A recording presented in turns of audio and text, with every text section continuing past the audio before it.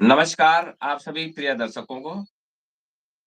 आज बहुत दिनों के बाद फिर से आपसे एक बार लाइव आने का मौका मिला है और ये ख़ास दिन इसलिए चुना गया है कि अब जो ये महीना सितंबर का महीना है, ये महीना जो है जो तमाम मानसिक रोगी होते हैं, जिस तरह से इसको जो है सुसाइड का महीना भी कहा जाता है। तो उस पर जो है हम आज ख़ास बातचीत करने वाले हैं मानसिक रोगों पे और इस खास बातचीत में हमारे आज खास मेहमान हमारे साथ प्रसिद्ध मनोवैज्ञानिक मनोचिकित्सक डॉक्टर पवन शर्मा जी हमारे साथ एक बार फिर से जुड़े हुए हैं सीधे तौर पे और उनसे हम सीधी बातचीत करने वाले हैं।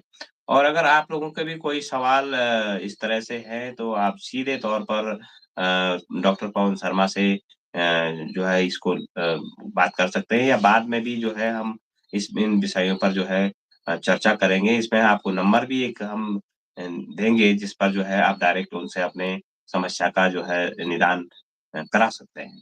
तो शर्मा जी डॉक्टर साहब जो हमारे बहुत प्रिय मित्र भी हैं और बहुत बड़े जानकार हैं मनोचिकित्सा के और बहुत बड़ी काउंसलिंग जो है वो तमाम जगह करते हैं और इस वक़्त जो है सुसाइड तो ये जो है इसको देखकर आदमी जब इस तरह से जब वो हो जाता है तो बहुत ही गंभीर ये विषय हो जाता है और इस पर जो है बड़ी दुःख और तकलीफ उसके परिजनों को होती है, बहुत बड़ी समस्याएँ जो है इससे खड़ी हो जा रही है। और आज जो हमारा समाज है, वो बहुत जो है इस तरफ जा रहा है और जैसे कि आंकड़े आप पिछले वाले वीडियो में बता रहे थे, तो चौंकाने वाले आंकड़े हैं।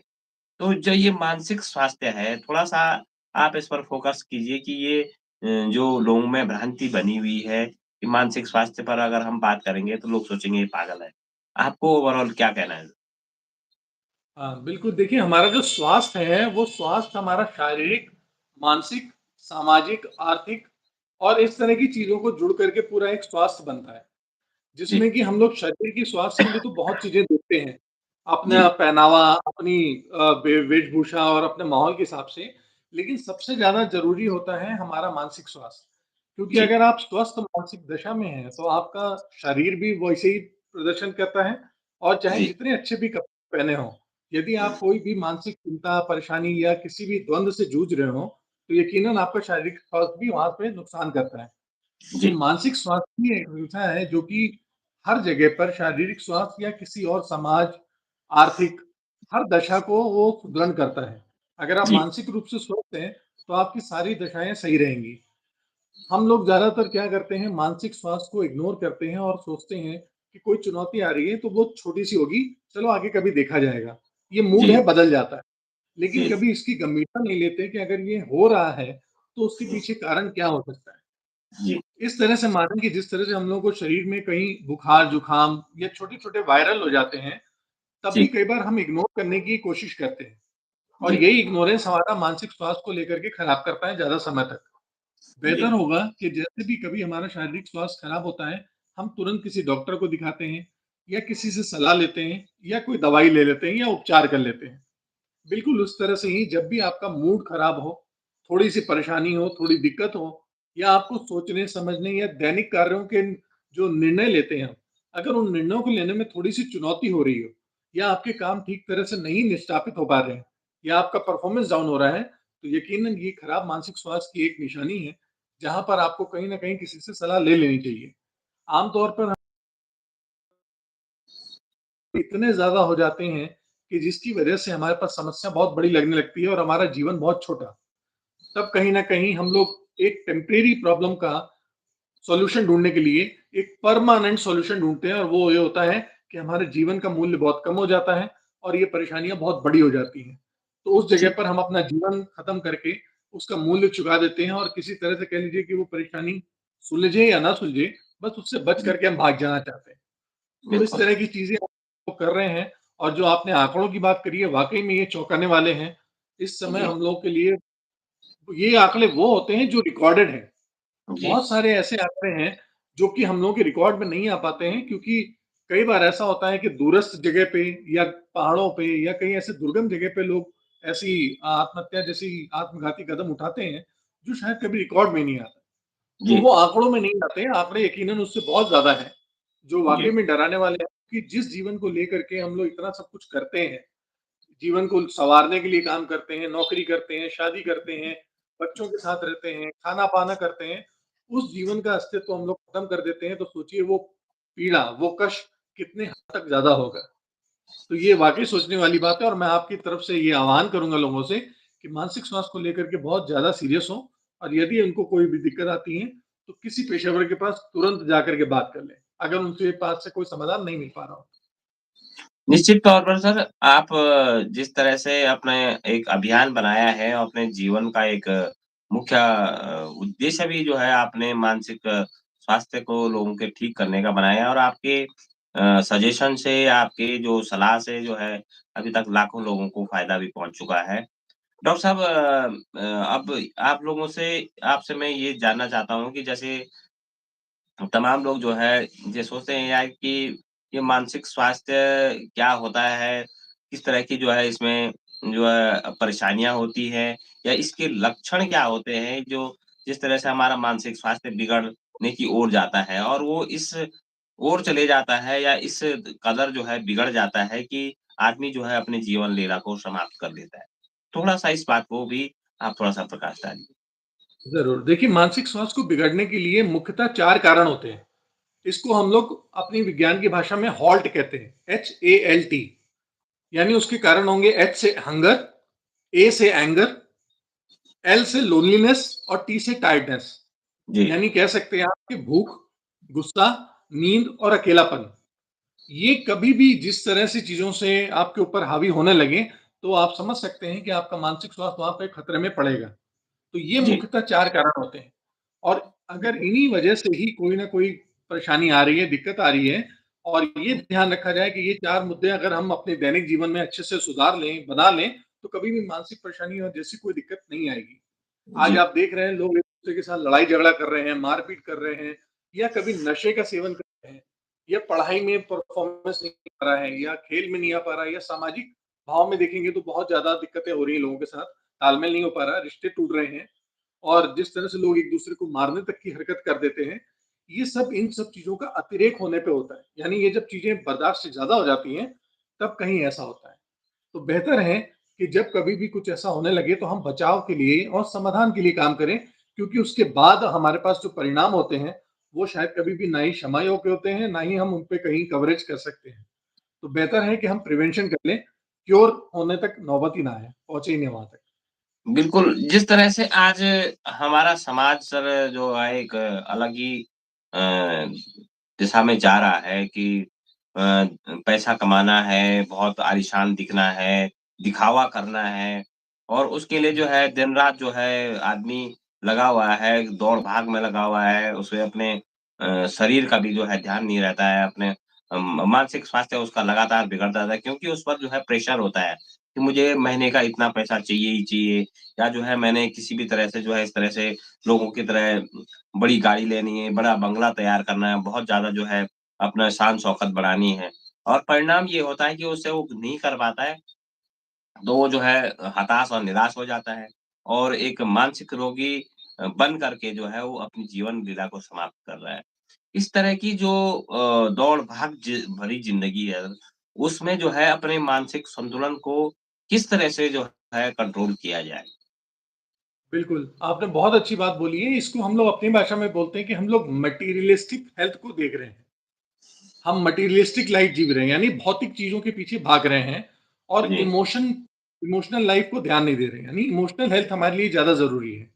अगर मैं हुँ, आपकी भाषा में अभी जैसे आपने बहुत अच्छी बात बोली कि लोग पैसा कमाने के पीछे भाग रहे हैं, मकान के पीछे भाग रहे हैं, गाड़ी के पीछे भाग रहे हैं। अगर आप उनसे पूछें कि पैसा कमा के क्या करना चाहते हो? तो वो कहेंगे मकान लेना चाहते हैं। मकान लेकर के क्या मिलेगा? तो कहेंगे संतुष्टि। अगर उनसे पूछिए पैसे से क्या करेंगे? तो कहेंगे कार लेना चाहते हैं। कार लेकर क्या करोगे? संतुष्टि। तो जो संतुष्टि पानी है, उसकी वजह से आप कहीं न कहीं पैसा कमा रहे हैं। पैसा ही सारा साधन नहीं है, पैसा वो साधन खींचने का या उस दशा में आने के लिए आपका एक साधन मात्र है। यानी वो दशा जो आपको सुरक्षा खुशी या संतुष्टि या अपनापन ये जो देती है उसका माध्यम आजकल हम पैसा बना रहे हैं और उसकी वजह से हम कोई ना कोई भौतिक साधनों के ऊपर डिपेंड हो रहे हैं।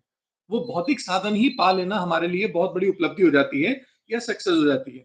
जबकि लोग ये ध्यान दें कि जो वो पैसा कमाते हैं उसका बहुत बड़ा अंश आजकल मेडिकल हेल्थ में जाता है।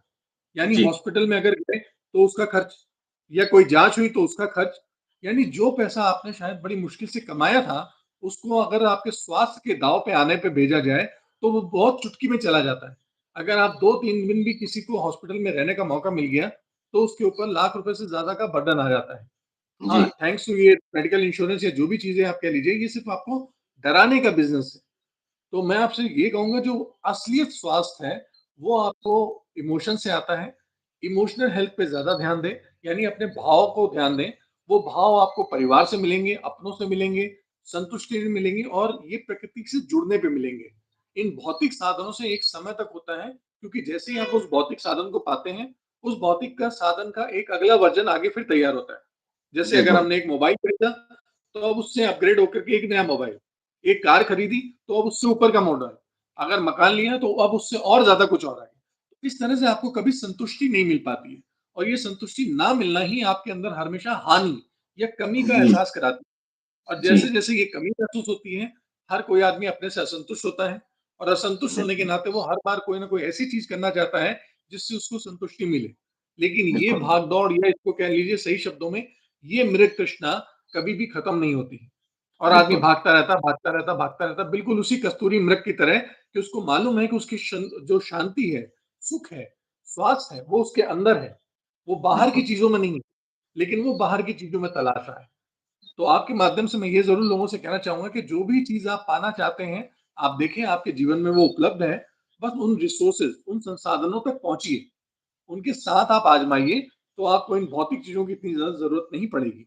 हाँ, कुछ समय के लिए या कुछ पेशे के लिए ये चीज़ें ज़रूरी होती हैं, तो उतना संतुलन रखें और अपने व्यक्तिगत जीवन और भौतिक जीवन के साथ थोड़ा-सा तालमेल बैठा के बंधें, तो आपके लिए आसानी होगी।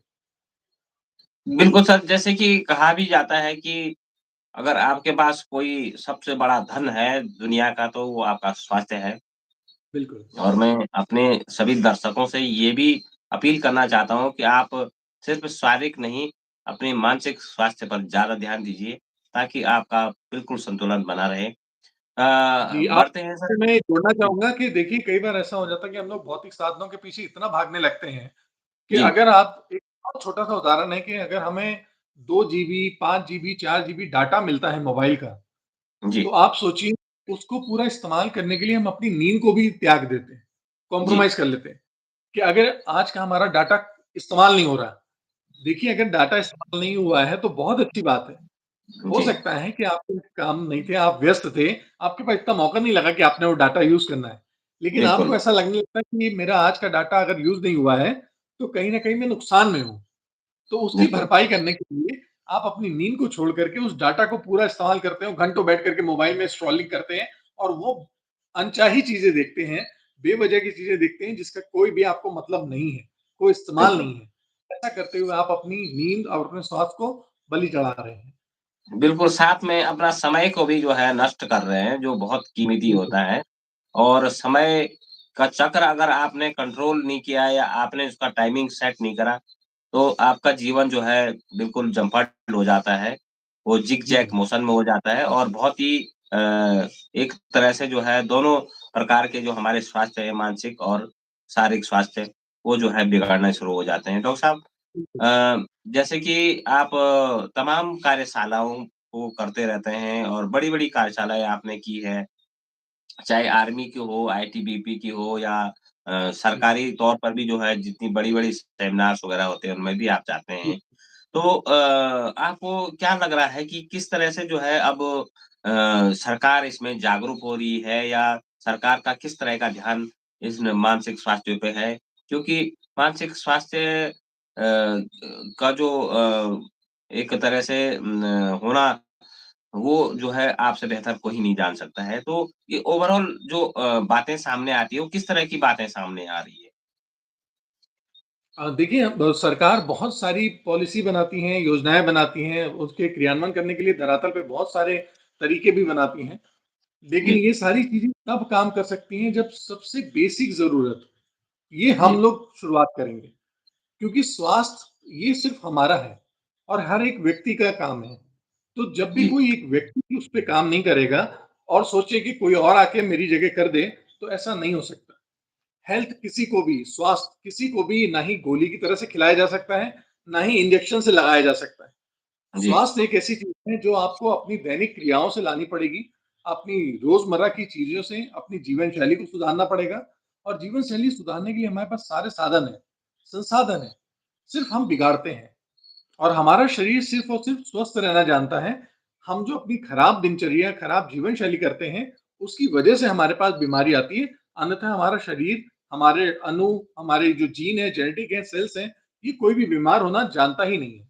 उसको जी, कोई तरीका ही नहीं है। तो इसलिए पॉलिसी कुछ भी बनती हो, नियम कुछ भी बनते हों, बेहतर होगा कि हर व्यक्ति ये संकल्प ले कि मैं अपनी सेहत के लिए खुद ज़िम्मेदार हूँ और अगर ठीक हो रहा हूँ, तो उसमें मेरा पूरा काम होगा और अगर खराब हो रहा है, तो उसमें पूरी मेरी ज़िम्मेदारी है और मैं इसको ठीक करूँगा।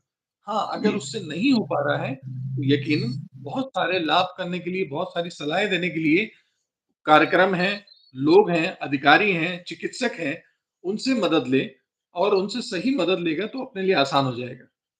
बिल्कुल बाकी सर और दोषारोपण के लिए कुछ भी कारण हो सकते हैं। बिल्कुल, बिल्कुल। जी, डॉक्टर साहब जैसे कि आपने बताया है कि ये जो सितंबर का माह होता है, वो सुसाइड का माह बताया जाता है, एक तन मंथ जो है सुसाइड मंथ जो है ये कहा जाता है। इस बारे में थोड़ा-सा आप हमारे जो दर्शक हैं उनको आप जानकारी दीजिए कि ये इस महीने में क्यों जो है सुसाइड के केस बढ़ जाते हैं या इसको जो है क्यों सुसाइड का मंथ कहा जाता है? ज़रूर, ये एक्चुअली सुसाइड प्रिवेंशन मंथ होता है, यानी आत्मरोधी जागरूकता दिवस, प्रतिरोध दिवस। तो जी। इसमें क्या होता है कि हम लोग आत्महत्या के प्रति जागरूकता फैलाते हैं, जिससे कि लोग कभी आत्मघाती कदम उठाने जाएँ तो उससे पहले काम कर लें अपने लिए। जी, जी, असल में जी। ये होता है कि ये अप्रैल, मई, जून, जुलाई का मौसम होता है, ये बहुत गर्मी का और अतिरेक होता है इसमें। तो उसकी वजह से हमारे दिमाग के हार्मोन्स बहुत सारे बदलते हैं, लोगों के मूड स्विंग्स होते हैं और वो कई बार इतना ज़्यादा हो जाता है कि लोग अपने आत्मघाती कदम उठा लेते हैं। तो इसलिए ये सितंबर महीना जागरूकता के लिए चुना गया है कि सितंबर महीने में हम लोग सुसाइड प्रिवेंशन के लिए बहुत सारी काम करते हैं, बहुत सारी चीज़ें एक्टिविटी करते हैं, जागरूकता कार्यशाला करते हैं और 10 सितंबर हमारे लिए विश्व आत्महत्या निषोध निरोध दिवस मनाया जाता है। इसमें ये जी, होता है कि हम लोग सारा काम, activities, workshop, programme, counselling sessions ये सारे जागरूकता कार्यक्रम करते हैं।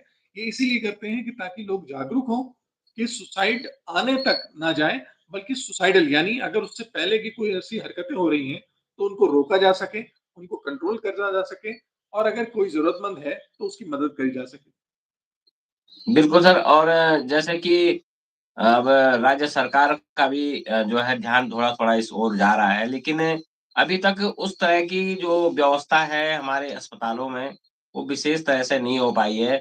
हालाँकि सरकारी अस्पतालों में इस तरह से एक विंग ज़रूर जो है अब बनाए जा रहे हैं जो जिला स्तर के अस्पताल हैं। लेकिन आप ये ज़रा दर्शकों को ये बताएँ या जो हमारे जितने भी जानने वाले हैं जो या राज्य सरकार है, उनके लिए क्या सुझाव आपका है? किस तरह से जो है इस मानसिक स्वास्थ्य के लिए जो है जागरूकता हो या जो है जैसे किसी को अगर मानसिक तौर पर कोई परेशानी हो, बीमारी हो, तो वो अपनी समस्या का समाधान जैसे नॉर्मली अपने फिज़िकल जो उसका जो है समस्या हो जाती है, शारीरिक जो रोग हो जाते हैं, उसको दूर करने के लिए वो डॉक्टर के पास जाता है, तमाम दवाइयाँ लेता है या उनकी राय लेता है। इसी तरह से जो है अस्पतालों में क्या विशेष किए जाने की आवश्यकता है ताकि जो हमारे तमाम जो मरीज़ हैं वो जो है यहाँ अपनी जो है समस्या का समाधान कर सकें? जी, बिल्कुल, आपके माध्यम से ये बताना चाहूँगा कि जितने भी लोग हैं, उनके ऊपर मानसिक स्वास्थ्य के जो चिकित्सक हैं, उनकी संख्या बहुत कम है, जी। क्योंकि जितनी डिमांड है, उतनी कम है। आम तौर पे ये बोला जाता है कि 1000 लोग या 2000 लोगों के ऊपर एक मानसिक स्वास्थ्य का चिकित्सक होना चाहिए, एक मनोचिकित्सक होना चाहिए, लेकिन उतने उपलब्ध नहीं हैं। हाँ, हुँ, यहाँ क किताबों में पढ़े हुए या डिग्री कॉलेज हुँ। से पढ़े हुए साइकोलॉजिस्ट बहुत हैं, साइकोलॉजी के विषय में, लेकिन वो प्रायोगिक नहीं है, यानी चिकित्सक नहीं है, वो पेशेवर नहीं है। वो ऐसे होने चाहिए जो कि पेशेवर तौर पर वो सारे नए हुनर, वो सारी प्रतिक्रियाएँ, वो सारे काम, वो तरीके, वो टूल्स, वो चीज़ें आज़माएँ, लोगों तक मदद करें। जी। ये सारी चीज़ें हमारे लिए बहुत मुश्किल है, क्योंकि उतने मानसिक स्वास्थ्य चिकित्सक अवेलेबल नहीं हैं। तो और जी, कुछ ऐसे हैं जो कि पढ़ कर के आए हैं और वो सिर्फ़ दवाई दे रहे हैं, लेकिन उनको मनोभाव को पहचानना नहीं आता है। उसके जी, बारे में भी जागरूकता ज़रूरी है ताकि वो इतने कुशल बन सकें कि बहुत सारी चीज़ें दवाओं के बगैर भी ठीक हो सकती हैं। तो जी, उनको उस समय में ही ठीक कर दिया जाए जब उनकी दवाई की नौबत ही ना आए।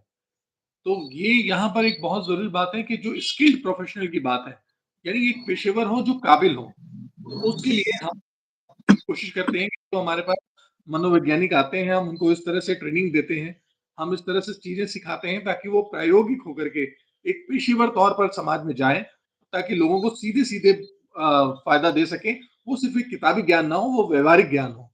तो ये बिल्कुल। प्रायोगिकता होना बहुत ज़रूरी है। इसके लिए कई ऐसे कोर्स भी हैं पेशेवर, जो लोग करेंगे तो उनको लाभ होगा, लेकिन जो भी ज़्यादा से ज़्यादा मैक्सिमम अनुभव होगा, वो उनको प्रायोगिक तौर पे ज़मीन पे काम करने से ही होगा। वो किताबों से नहीं हो सकता, क्योंकि ये मनोविज्ञान है और पुरुषों का, मनुष्यों का, इंसानों का जो मनोविज्ञान है, ये हर पल बदलता रहता है। हर एक जनरेशन के बाद हमारे मनोविज्ञान में बहुत सारी उपलब्धियाँ, बहुत सारे प्रयोग होते हैं, बहुत सारी चीज़ें उन्नति होती है। जी। हमारे से जो 2 साल बाद का बच्चा पैदा हुआ है, वो अलग है, जो 10 साल बाद पैदा हुआ है, वो अलग है। तो इस तरह से हमें मनोविज्ञान को लिए हर रोज़ अपने आप को अपडेट करने की बहुत ज़रूरत है। बिल्कुल सर और आपका कहने का मतलब ये है कि इसमें जो है मनोचिकित्सकों की संख्या बढ़ाने की आवश्यकता है, वो भी इस तरह के होने चाहिए कि जो है बिल्कुल व्यावहारिक हो, जिन्हें जो है ये चीज़ की समझ हो और लोगों की समस्या का समाधान कर सकें। साथ में जो अस्पताल है, तमाम जो बड़े अस्पताल हैं, उनमें कम से कम 1 या 2 जो है मनोचिकित्सक होने ही चाहिए, ताकि लोगों की समस्या का समाधान निकल सके।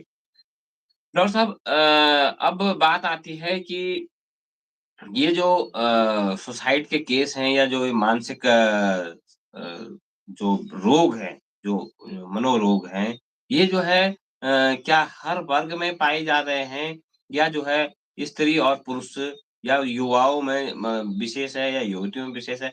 किस तरह के आयु वर्ग में जो है इनकी संख्या बढ़ रही है और इसका कारण क्या है? देखिए, एक समय था जब ये आत्महत्या के केस आते थे, तो करीबन 30-35 साल की उम्र के बाद के लोग होते थे। और उसमें फिर ये आने लगा कि जो किशोर हैं, जो कि प्रेम संबंधों में आ जाते थे, उस समय में आने लगे थे। लेकिन अब ये चीज़ें आ गई हैं छात्रों तक। यानी जो सुसाइड करने वाले जो कारक हैं, वो जी, पहले कभी आर्थिक तौर पे होते थे। कोई अगर आर्थिक तौर पे नुकसान हो गया है, तो वो इस तरह के कदम उठाता था। जी, फिर कभी प्रेम प्रसंग में अगर कोई नहीं हो पाया इतना सफल, तो वो प्रेम में हारने के बाद ऐसे कदम उठाता था। लेकिन आज आप देखेंगे कि छोटे-छोटे बच्चे जो कि पढ़ाई के एग्ज़ाम कभी क्वालीफाई नहीं कर पाए या कोई दिक्कत हो गई, परेशानी हो गई, तो वो अगले साल का इंतज़ार नहीं करते हैं कि हम अगले साल फिर से एग्ज़ाम देंगे, दोबारा से तैयारी करके देंगे और वो तुरंत उस एक छोटे से एग्ज़ाम की वजह से पूरे जीवन को हार जाते हैं। जी, तो कई बार ऐसा होता है कि हमारे यहाँ पे जो जीवन मूल्य है, वो नहीं सिखाया जा रहा है। उन बच्चों को ये बताना ज़रूरी है कि आपके जीवन का मूल्य क्या है, भविष्य में क्या हो सकता है। तो मैं आपको ये ज़रूर बता दूँ कि जो भी आत्महत्या से जुड़े हुए काम होते हैं, ये आजकल हर आयु वर्ग और हर क्षेत्र, चाहे वो जी, अमीर हो, चाहे गरीब हो, चाहे बड़ा हो या बुजुर्ग हो, बच्चा हो या जवान हो, स्त्री हो या पुरुष हो, सब तक फैल रहे हैं। क्योंकि आज जी, ये इतना आसान हो गया है कि जो सोशल मीडिया की फैब्रिकेटेड लाइफ हो गई है, असल जी, जीवन मूल्य लोगों के पास नहीं है और वो भौतिक चीज़ों की तरफ भाग रहे हैं। वो असलियत की तरफ नहीं है, जीवन की तरफ नहीं है, इसीलिए बाकी चीज़ों का मूल्य खत्म हो गया है। उस मूल्य के साथ-साथ अपना जीवन को भी मूल्य वो नहीं समझ पा रहे हैं। आखिर ये जीवन क्यों मिला है, इसका क्या काम करना है? तो इस वजह से आज की तारीख में हर एक के पास खतरा है। हाँ, कुछ चीज़ें सर्वे में हैं, कुछ चीज़ें स्टडी में हैं जिससे कि ये पता चलता है कि अगर किसी के परिवार में किसी ने कभी आत्महत्या करी है, किसी पुश्तैनी लोगों ने, पूर्वजों ने कहीं भी ऐसा हुआ है, तो उस जगह पर चांसेस ज़्यादा हैं कि ऐसा होगा। हाँ, ये भी है कि कुछ लोगों को जो मानसिक चुनौती होती है जैसे स्ट्रेस में है या डिप्रेशन में है, तो डिप्रेशन आपकी आँखों के आगे एक पर्दा सा डाल देता है और उसमें उम्मीद कराता है, आप कुंठित हैं, आप बहुत लाचार हैं, बेचारे हैं। तो कहीं न कहीं वो जाकर के आत्महत्या की तरफ लेके जाता है। तो कभी आपको कोई ऐसा लगता है कि जो कि डिप्रेस्ड है, स्ट्रेस बहुत ज़्यादा हो रहा है, परेशानी है, तो सबसे बेहतर होगा कि उससे आप बात करें। कई बार ऐसा होता है कि अगर हम बात करते हैं और जिन समस्याओं से जूझ रहा होता है कोई व्यक्ति, उसको समाधान नहीं मिल रहा होता है, वो कहीं न कहीं समाधान का रोशनी मिल जाती है और जब वो रोशनी मिल जाती है, तो वो आत्महत्या जैसे कदम तक नहीं पहुँच पाता है, वो उससे जी, बहुत पहले बच जाता है। आंकड़ों के हिसाब से ये बताया गया है कि जब भी कोई व्यक्ति आत्महत्या करता है, वो करीबन 1 महीना पहले उसके संदेश देना शुरू कर देता है, उसके संकेत दिखाना शुरू कर देता है। और जब भी कोई आत्महत्या होती है, तो वो पहली बार नहीं होती, वो एटलीस्ट कम से कम 30 या 35 कोशिशें हो चुकी होती हैं, उसके बाद होती हैं। अंतर क्या होता है कि जब कभी कोई इस तरह की बातें करता है या इस तरह की बोलता है, इस तरह की हरकतें करता है, तो हम उसको इतना सीरियस नहीं लेते। हम सिर्फ ये रहते हैं, अरे ऐसा मत करो, ये तो भाव खा रहा है, ये अपने लिए अटेंशन लेना चाहता है, जबकि वो वाक़ई में किसी न किसी गंभीर चुनौती से जूझ रहा होता है। हमें ये चाहिए कि जब भी कोई सुसाइडल एक्टिविटी हो, कोई काम हो रहा हो, तो उसको हम बहुत गंभीरता से लेकर के उसके साथ जुड़ें, उस पे बात करें, उसके साथ समय निकालें और उसकी एक-एक बात को बहुत ध्यान से समझें और उसके जीवन के प्रति रुझान को जानें। जैसे ही हम इन चीज़ों के साथ काम करेंगे, यकीनन हम लोगों को बचने के लिए बहुत सारा काम कर सकते हैं क्योंकि सुसाइड 100% प्रिवेंटेबल है, यानी सुसाइड को रोका जा सकता है हमेशा। सिर्फ सही समय पे कदम उठाने की ज़रूरत है कि हम सही तरह से और बेहतर तरीके से। इसके लिए सबसे पहली ज़रूरी चीज़ ये है, हमें सुनना पड़ेगा, जो आजकल हमारे पास बहुत कम मात्रा में पाई जाती है। अगर जी, हम दूसरे को अपनी बात जितनी ज़्यादा कहने का मौका देंगे, आप उतनी ज़्यादा उसको मदद करेंगे, उसको समझने में, उसकी परेशानी को जानने में और उसको एक समाधान देने में। और अगर आपको आपके रूप में उसने कहीं ऐसा कोई दोस्त, ऐसा हमदर्द या ऐसा मार्गदर्शक पा लिया, तो यकीनन आप एक नहीं, उससे जुड़ी हुई कई और ऐसे जीवनों को बचा पाएँगे। आपके माध्यम से मैं ये ज़रूर कहना चाहूँगा कि प्रत्यक्ष रूप से आज तक हमने अपनी जो संस्था है फॉरगिवनेस फाउंडेशन सोसाइटी जिसकी तरफ से हम काम करते हैं, आंकड़ों के हिसाब से प्रत्यक्ष रूप से हमने 100 से ज़्यादा लोगों को आत्मघाती कदमों से बचाया है, उनके जीवन बचाए हैं और जब उनके परिवार से मिलते हैं तब वो ये कहते हैं कि आपने अगर इसको बचाया है तो पूरे परिवार को बचाया है।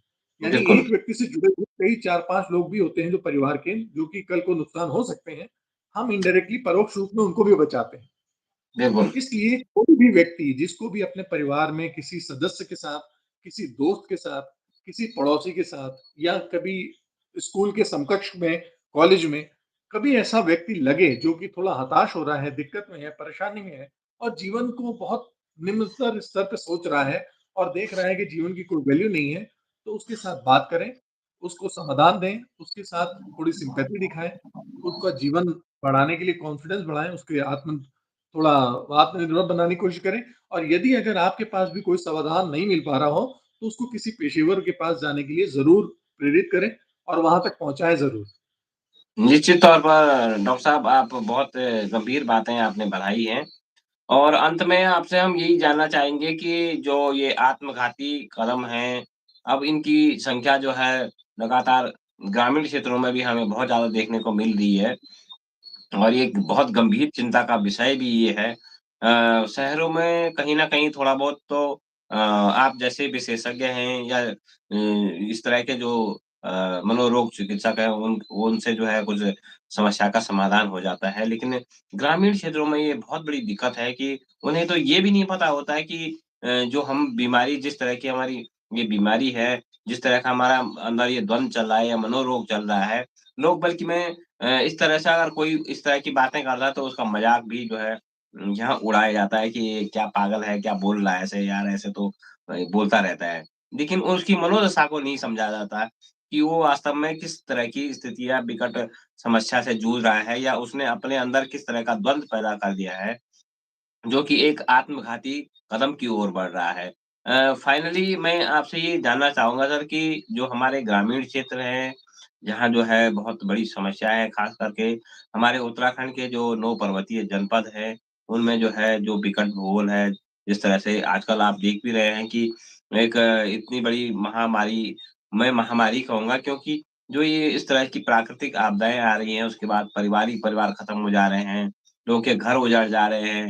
लोगों के जो है गौशालाएँ उजड़ जा रही है, उनके जानवर जो है खत्म हो जा रहे हैं, जो उनकी जीवन भर की पूँजी होती है, वो सब खत्म हो जाती है। तो यहाँ जो है एक बहुत बड़ी मानसिक टेंशन जो है पैदा हो जा रही है और आदमी खुद समझ ही नहीं पाता है कि अब मैं क्या करूँ, कहाँ जाऊँ? और इस तरह से वो जब कहीं जो है अपने को नहीं पा रहा है, तो वो जो है आत्मघाती कदम की ओर बढ़ना शुरू कर देता है। अब इस काम के लिए जो है किस तरह से जो है इसकी रोकथाम हो सकती है? किस तरह से उनका मानसिक संतुलन वापस आ सकता है? उस समस्या का क्या समाधान है आपके पास? आपने ये बहुत ही ज़्यादा संवेदी मुद्दा उठाया है और मैं आपके माध्यम से बहुत तारीफ़ करना चाहूँगा कि आपने बहुत बड़ी बात बोली है। असल में क्या होता है कि जब भी कभी हमारे जीवन में इस तरह की अप्रिय घटनाएँ होती हैं, जैसे प्राकृतिक आपदा या किसी का चला जाना या कुछ, ये हम पर मानसिक आघात देता है और ये ट्रॉमा होता है। ये ट्रॉमा में हम लोग कभी निकल नहीं पाते बाहर। अक्सर आप कभी देखेंगे कि जिनके भी जीवन में कोई एक बहुत दुर्घटना हुई है, अति दुर्घटना जिससे कि कोई पैसे का, संपत्ति का लॉस हो गया है या कोई व्यक्ति चला गया है, वो आघात उसके पास जीवन भर रहता है और जी, उसी मनोदशा से वो कभी बाहर नहीं निकल पाता। इस वजह से कई बार ऐसा होता है कि वो अपना कॉन्फिडेंस भी लो कर देता है, स्वास्थ्य खराब करेगा और ये जब आपदा के रूप में होता है, तो वो कोई 1-2 प्रभावित नहीं होता, वो पूरे-पूरे गाँव या पूरे शहर या पूरा मोहल्ला, वो पूरा प्रभावित होता है। तो ऐसे में ज़रूरी होता है कि वहाँ पर ऐसे क्षेत्रों में एक काउंसलिंग कैंप ज़रूर लगाया जाए कि हर एक व्यक्ति को बात करी जाए, उसको एक ये महसूस कराया जाए कि अब आप सुरक्षित हैं और ये जो पीछे हुआ था, इसकी जितनी भी आपके ऊपर मानसिक पटल पर जितने भी इम्प्रेशन पड़े हैं या जितनी भी उसका असर हुआ है, उन असर को कम करने के लिए थेरेपी दी जाए, काउंसलिंग करी जाए और उनको इसलिए इसका जो असर है वो कम करके सकारात्मकता बढ़ाई जाए, क्योंकि जीवन आगे बहुत ज़्यादा है। तो ऐसा ज़रूरी है कि वहाँ पर जो बाकी राहत सामग्रियाँ पहुँचती हैं, चाहे वो खाना है, चाहे वो पैसा है, बाकी कुछ और स्वास्थ्य की दवाइयाँ पहुँचती हैं, वहाँ पर मानसिक स्वास्थ्य पेशेवर का होना, मनोचिकित्सक का, मनोवैज्ञानिक का होना बहुत ज़रूरी है। जैसे ही वो इस आघात से बाहर निकलेंगे, यकीनन उनका स्वास्थ्य, उनका दोबारा से आमदनी कमाने का, उनका जीवन जीने का, वो फिर से रुझान हो जाएगा और दोबारा वो रह करके इन चीज़ों से बाहर आकर के अच्छे से रह लेंगे। यानी उस आघात से बाहर निकलेंगे तभी उस जगह की खुशहाली बढ़ेगी। तभी वो दोबारा उस जगह पर काम कर पाएँगे। तभी वो उस जगह दोबारा उनको बना पाएँगे। तो वो मानसिक जकड़न से बाहर निकालने के लिए ऐसे राहत सामग्री के साथ में मैं निवेदन करूँगा आपके माध्यम से, अगर जो ज़िम्मेदार लोग हैं वो सुन सकते हो, उन तक बात पहुँच सकती हो, तो जिस तरह से वो राहत सामग्री, खाना, दवाइयाँ, कपड़े और भी सारे चीज़ें बेचते हैं, कोशिश करके मनोवैज्ञानिक सुविधाएँ ज़रूर पहुँचाएँ उन तक। किसी भी तरह से मनोवैज्ञानिकों की सेवाएँ वहाँ तक पहुँचाएँ, जो कि कम से कम 1 या डेढ़ महीने की ज़रूर होनी चाहिए, जिसकी वजह से जी। लगातार वो काउंसलिंग, थेरेपी प्रोवाइड करी जाए, जिससे वो उस सदमे से बाहर निकल सकें, आघात से बाहर निकल सकें और सामान्य जीवन के साथ तालमेल बैठाने में अपने को आसान महसूस करें। जी, निश्चित तौर पर सर बहुत ही एक गंभीर विषय पर आपने सुझाव दिया है और हम ये चाहते हैं कि जिस तरह से आपने अभी तक आपका समाज सेवा का जो है, जो निःशुल्क आपने इतनी काउंसलिंग की है, अगर जी, समय मिले तो आप जो है आपदा पीड़ितों के बीच आकर के कुछ समय जो है उनके मानसिक स्वास्थ्य को ठीक करने का भी काम करेंगे, हमें पूरा यकीन है। और जी बिल्कुल। मैं ये भी चाहता हूँ कि अगर आपसे कोई कॉन्टैक्ट करना चाहता है या आप मानसिक स्वास्थ्य के बारे में जानकारी चाहता है या इसके तत्काल प्रभाव से कुछ किसी भी तरह की कुछ मानसिक रोगों से संबंधित कोई जानकारी चाहिए, तो उसके लिए आप थोड़ा-सा अपना फ़ोन नंबर और अपनी जो ख़ास बात है, उसको भी बताने का प्रयास करें। ज़रूर, मैं आपके माध्यम से बता देता हूँ कि जो भी लोग अगर चाहते हैं, इनको कोई मानसिक स्वास्थ्य की कोई चिंता है, परेशानी है या समाधान नहीं मिल पा रहा, तो हमारा डायरेक्ट नंबर है 761 डबल 7 डबल 7 911। मैं फिर से नंबर दोहरा देता हूँ, 761 डबल 7 डबल 7 911। इस पे कभी मैसेज कर सकते हैं, व्हाट्सएप भी डाल सकते हैं, टेक्स्ट कर सकते हैं। आपको जवाब तुरंत मिलेगा और समाधान जो भी आपकी परेशानी होगी, उसका निःशुल्क तौर पर मिलता है। क्योंकि हमारी फॉरगिवनेस फाउंडेशन सोसाइटी मानसिक स्वास्थ्य से जुड़ी जो भी परामर्श हो, थेरेपी हो, काउंसलिंग हो, वर्कशॉप हो, ये सारी चीज़ें निःशुल्क और समाज के लिए उपलब्ध कराती हैं। तो ज़रूर आप इन सुविधाओं का लाभ ले सकते हैं। हमारी वेबसाइट है www.forgiveness.org.in। इस पे जाकर के आप बहुत बाकी काम देख सकते हैं और बाकी चीज़ों की जानकारी ले सकते हैं। मानसिक स्वास्थ्य से जुड़ी कुछ न कुछ जानकारियाँ वहाँ पे दी जाती हैं। ऐसी कोई भी आपको जिज्ञासा हो, कोई भी शंका हो, कोई भी आपके पास निदान ना मिल पा रहा हो, तो ज़रूर आप हमें लिख सकते हैं हमारे फ़ोन नंबर पे और forgivenessfoundation@gmail.com इस पे आप ईमेल कर करके हमें बता सकते हैं। आपको जवाब तुरंत उपलब्ध ज़रूर मिलेगा और प्रभावी मिलेगा। जी। तो डॉक्टर साहब आज का समय हो गया है और फिर आपसे बहुत जल्दी फिर से भेंट होगी और आजकल तो हम लोग आपदा पीड़ितों के बीच में जाने का हमारा प्रयास लगातार रहता है और जी, हम ये चाहते हैं कि आप भी जो है कभी समय देकर के थोड़ा आपदा राहत पीड़ितों को जो है इस तरह से मानसिक तौर पर प्रिपेयर करें कि जो उनका अभी तक का सब कुछ खो चुका है, उसको जो है वो एक संतुलन बना रखें।